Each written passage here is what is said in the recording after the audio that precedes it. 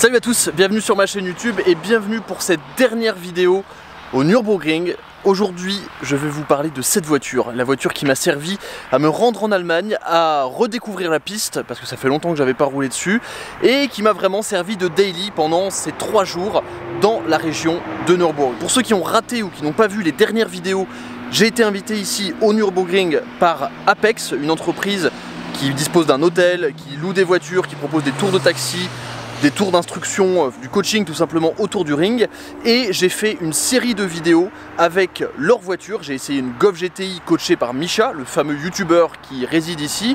J'ai essayé aussi leur Yaris GR complètement préparé, et j'ai aussi réalisé en venant ici un vlog, et j'ai aussi dans cette première vidéo répondu à toutes les questions que vous m'aviez posées sur Instagram sur le Nürburgring. Afin de me soutenir et de me permettre de vous proposer plus de contenu assez exceptionnel comme ça, abonnez-vous à la chaîne YouTube, mettez un like à chaque fois sous les vidéos, vous vous rendez pas compte mais ça m'aide énormément.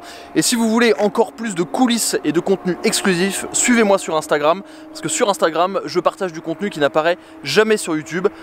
Je vous parle de cette petite M2 Caranti.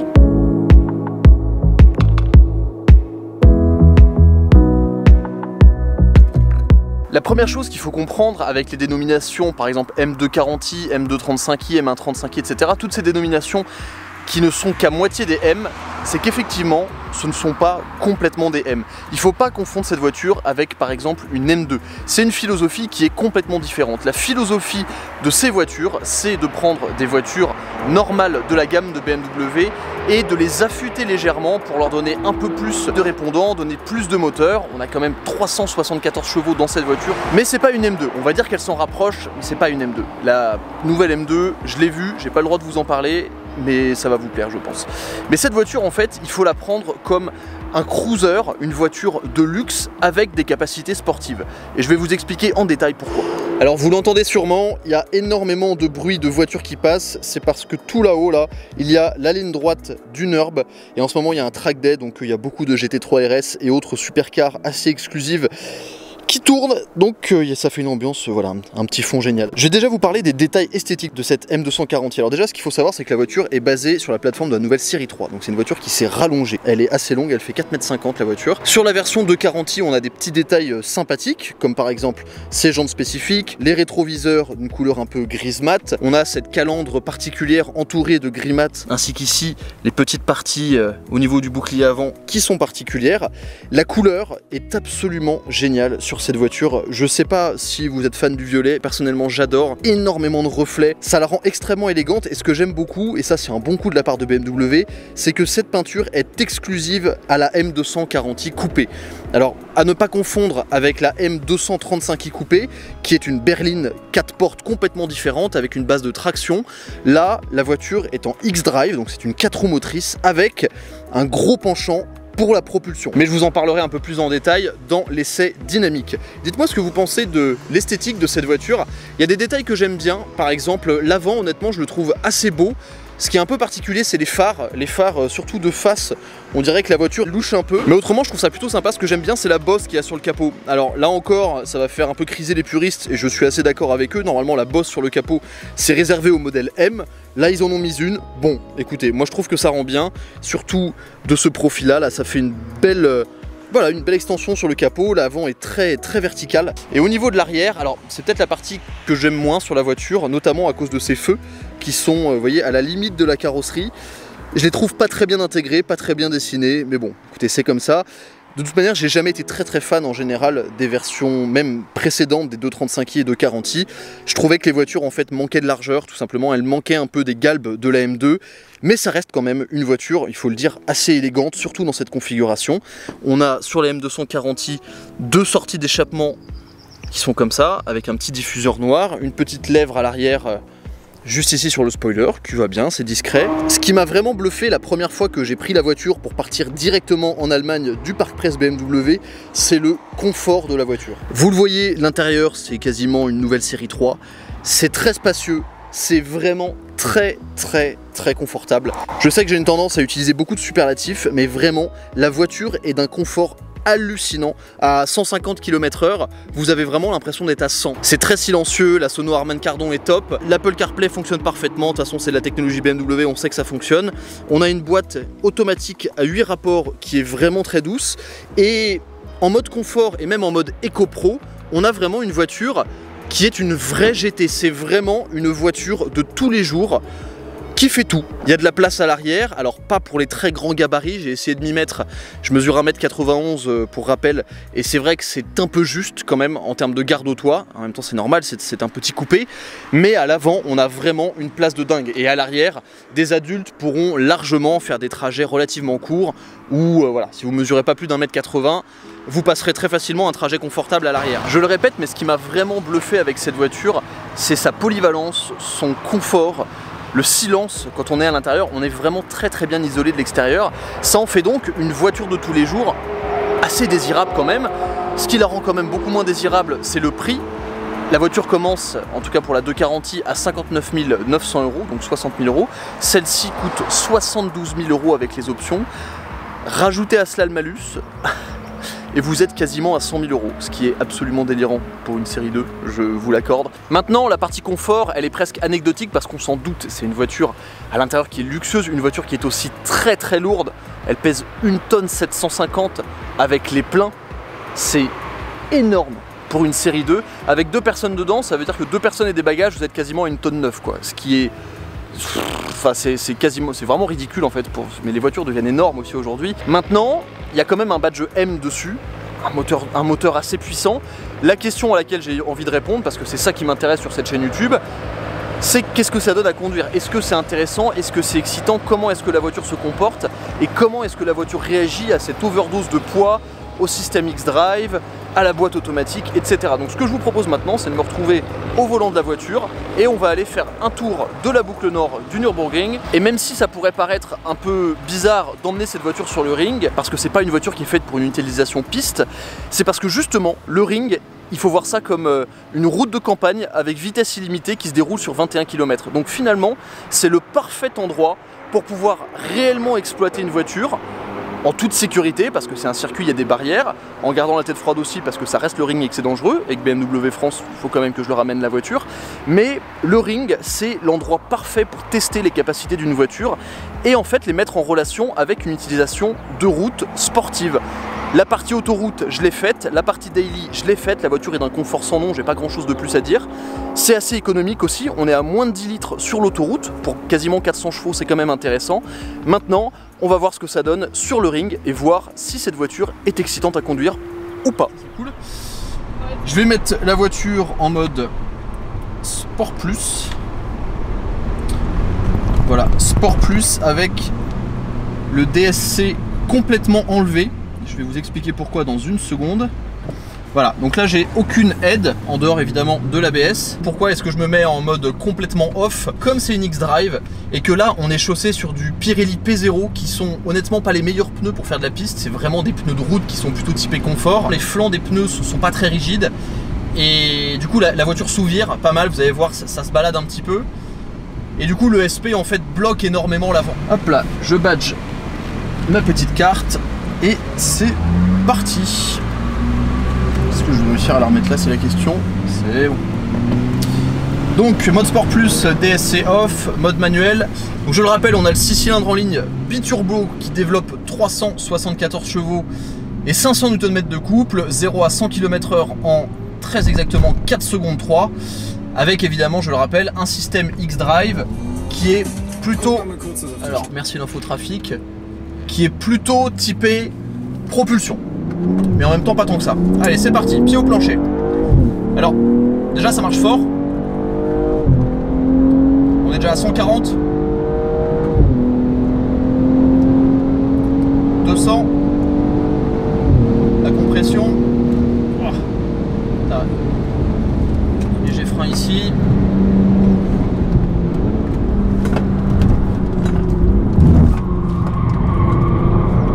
Ouais, bon là, il faut que les freins, il faut que les pneus prennent un petit peu de température forcément.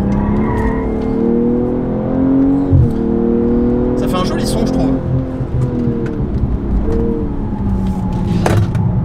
On sent le poids quand même. Oh là là. Ce qui est vraiment génial avec ce moteur, c'est le couple qu'il y a. La voiture ressort très très fort des virages, léger frein ici, on voit la voiture. Mon but là, c'est vraiment d'être propre avec cette auto, hein. C'est pas de claquer un temps autour, je vous avoue que je m'en fiche complètement. Chose que je note immédiatement, c'est que les freins ont vraiment de la puissance, et pour les avoir testés, franchement, ils ont de l'endurance aussi, ce qui est vraiment une bonne chose. Léger frein ici. On sent la voiture qui a envie de tourner un petit peu de l'arrière, mais il y a quand même le train avant qui tire, donc c'est pas... L'arrière va pas partir comme sur une M2, quoi, c'est vraiment différent. Chose qui est surprenante aussi, c'est que même en roulant très très vite, la voiture est tellement confortable et quand même tellement souple.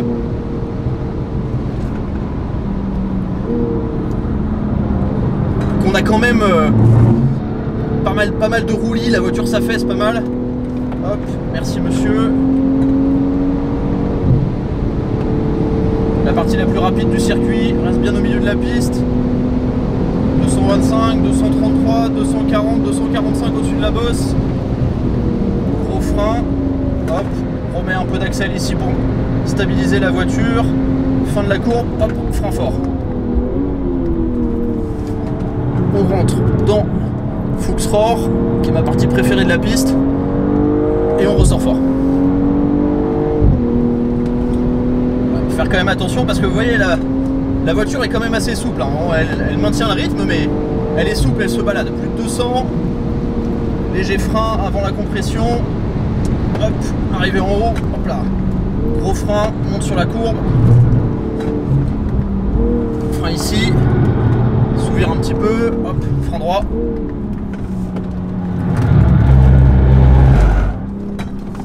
Ouais, j'ai voulu la faire partir et... Vous voyez, elle veut pas partir. Là, je l'ai vraiment provoqué. J'ai volontairement pris une trajectoire absolument dégueulasse pour essayer de la faire partir. Hop, merci monsieur. Hop, frein droit ici.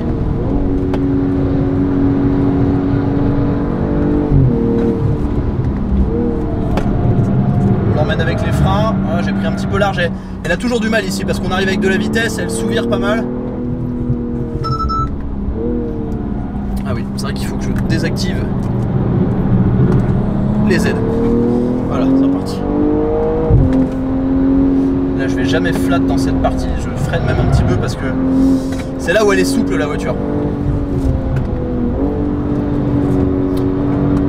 Là, vous voyez, elle prend du roulis quand même, mais elle se maintient. Franchement, pour une voiture qui n'est pas faite pour ça. Hop là, premier frein ici, deuxième frein là. Troisième, deuxième, on enroule. Le X-Drive permet quand même de sortir fort des courbes. Bon, après évidemment je vais vous dire comment ça se traduit sur la route tout ça. Qu'est-ce qui font peur les motos? Là c'est... Allez hop, léger frein ici. Et flat sur la montée. Franchement, la voiture se débrouille quand même très très bien pour cet exercice. Je suis très surpris. Je m'attendais pas à ce que ça soit aussi correctement maintenu en arrivant ici avant de faire des tours. C'est de dépasser cette Mégane RS dans la montée. Je pense que je devrais pas avoir trop de problèmes. Alors, comment est-ce que tout cela se traduit à tête reposée, on va dire, en dehors du feu de l'action de la piste? Comme vous pouvez le voir, la voiture est vraiment synonyme d'efficacité. Malgré son poids, malgré le gabarit qui a pris un peu d'embonpoint, malgré le système 4 roues motrices et malgré les pneus qui sont pas les plus adaptés pour une utilisation piste, la voiture est très efficace. Et c'est ça vraiment qui est surprenant et qui m'a bluffé. J'ai pas réussi à trouver le mot efficacité au moment où je l'ai essayé, mais après en avoir discuté avec pas mal de personnes, c'est vraiment ça qui la caractérise. C'est une voiture très polyvalente, je vous en ai parlé, le confort, la technologie à l'intérieur, tout ça. Le moteur, le 6 cylindres d'appellation B58, donc un 3 litres turbo twin scroll, est l'une des pièces maîtresses de la voiture. Honnêtement, il sait se montrer d'une douceur infinie lorsque vous le voulez. Vous pouvez vous mettre en mode Eco Pro et la voiture est vraiment très agréable à conduire. C'est super doux, on atteint des vitesses voilà, d'autoroute très facilement sans trop appuyer sur l'accélérateur. Lorsque vous mettez pied dedans, ça marche vraiment fort, honnêtement c'est assez surprenant, il y a tellement de couples à bas régime, le moteur a tellement de punch que vous vous prenez en général un bon coup de pied aux fesses si je puis dire, donc ça c'est vraiment très agréable quelle que soit l'utilisation. La direction c'est une direction BMW, c'est-à-dire que elle est à la fois souple, sans être trop légère, elle est précise et elle apporte vraiment beaucoup de confiance dans la conduite de la voiture. Ce qui est aussi agréable, c'est qu'on a une très bonne position de conduite, on est bien maintenu dans les sièges qu'on peut aussi régler latéralement pour être plus ou moins maintenu. Ça permet de s'adapter à la corpulence de chacun. Donc on a vraiment une voiture qui, malgré un peu sa taille et son caractère, on va dire plutôt de GT du quotidien, j'utilise le terme GT parce que c'est quand même une voiture sportive, donc bon, voilà, vous comprenez ce que je veux dire. Mais malgré ce comportement de GT du quotidien très polyvalent et qui pourrait presque faire oublier que c'est une voiture qui a quand même 400 chevaux à tel point c'est confortable, ce que j'aime aussi dans la voiture c'est la sonorité. Alors de l'extérieur ça fait pas énormément de bruit, mais de l'intérieur on a quand même un timbre assez sympathique. Moi j'aime bien, ça pourrait être un peu plus vivant, mais bon c'est les voitures modernes, voilà, on sait que c'est fapé etc, mais le moteur est quand même présent, il est très agréable, c'est très doux et on sent qu'il y a des petites explosions à l'échappement, donc ça c'est vraiment sympa. Dans l'ensemble, même si c'est pas une voiture qui est faite pour ça, elle a quand même très bien répondu à l'exercice. Et au début, sur mes premiers tours, quand je redécouvrais un petit peu la piste, je vous avoue que j'ai pas été transcendé par la conduite de la voiture parce que je me suis dit ah ouais, c'est quand même un peu pâteau, c'est quand même assez lourd, la voiture elle a beaucoup de petits mouvements de caisse, elle est presque un peu trop typée confort, et plus je la conduisais, plus j'ai pris du plaisir.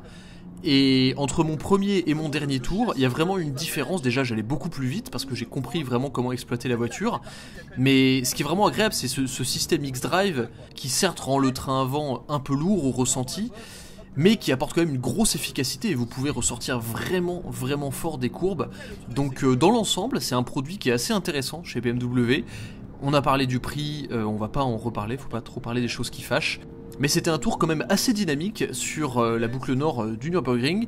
Et j'avoue que j'ai été assez agréablement surpris. Disons que j'en attendais pas tant d'une voiture avec ce gabarit et avec cette fiche technique. Parce que je le rappelle, c'est bien d'avoir de la puissance, mais sans châssis bien optimisé et avec du poids, ça peut vite tourner à la catastrophe. Et là, malgré tout, malgré cet embonpoint, malgré cette modernité qu'on retrouve un peu chez toutes les voitures actuelles, on a une voiture qui garde l'ADN BMW et pour moi, c'est ce qui est le plus important.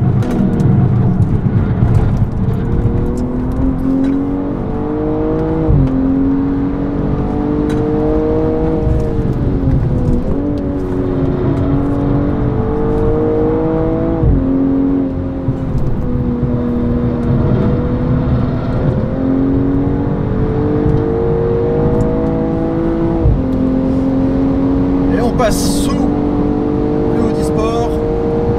Hop là, 215 km/h.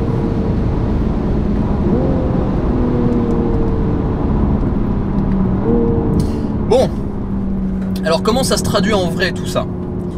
Parce que là il y a quand même du rythme, sur la route on peut pas faire ça. Putain, il fait chaud. Sur la route on peut pas faire ça. Ce qui se traduit c'est que la voiture elle est vraiment tournée vers l'efficacité. C'est vraiment parce que il faut que la voiture puisse se déplacer avec tout ce poids, avec toute cette inertie, avec ce train avant qui est quand même assez lourd. Et donc ce qui caractérise vraiment la voiture c'est l'efficacité. La voiture elle est efficace, elle est saine, elle est équilibrée, elle est sûre. On sent que c'est une voiture moderne parce que elle est assez sécuritaire, elle aura plutôt une tendance à sous-virer plus qu'à survirer naturellement, ce qui est plutôt une bonne chose parce que sur la route on est content d'avoir une voiture qui part pas de l'arrière de partout, donc ça c'est plutôt positif. Ce qui me surprend moi c'est vraiment à quel point la voiture malgré le poids arrive à avancer quand même fort hein. Parce que sur la partie la plus rapide au moment de la bosse j'étais à 245 quand même. Oh la belle M3 E30, superbe. Ah, il y a toujours des caisses géniales ici avec des breaks énervés et tout. Le petit Z3 qui refroidit. Ah. En fait la voiture elle est saine, elle est vraiment très saine. Après ce que je trouve c'est qu'elle est tellement tournée vers l'efficacité, et là quand même, enfin vous l'avez vu je l'envoie assez fort et c'est des choses qu'on peut pas faire sur la route, c'est que, et pour l'avoir testé moi-même sur la route, elle n'est pas excitante la voiture sur route. C'est une voiture moderne, elle n'est pas très excitante, il se passe pas grand chose. En termes de feeling, ça fait un bruit sympa, mais c'est pas non plus très prenant. Il y a des petites explosions à l'échappement. En fait, c'est vraiment une voiture, cette M240i, je parlais de philosophie au début de la vidéo.